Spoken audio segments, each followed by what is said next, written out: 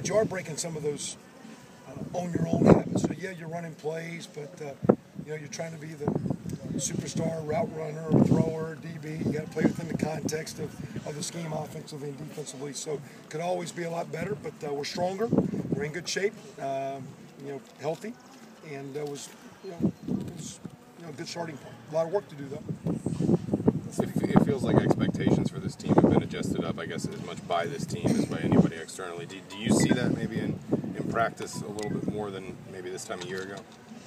Yeah, well, what I think, and I hope I shouldn't say that word, but I would want to think those expectations are always internally higher, because I think, you know, you never say, hey, we're settling to just get to a certain point or just get certain games. You want to be the best you can. See what that rolls out to when you come together as a team and the scoreboard's on for real. I think we had it a little bit more offensively a year ago because of just recruiting and numbers. There was more depth, and to me, the depth isn't in case somebody gets hurt. The depth is so there's competition, you know, and you're fighting to get on the field. And I think there's some receivers that are very good, but the next guy's good. The quarterbacks, the running backs. Defensively, a lot of those guys are back. They're stronger.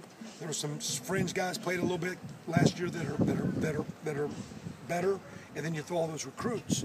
So the goal is maybe across the board there's more depth for competition, and I think because of the competition, it's going to raise the expectation. I hope.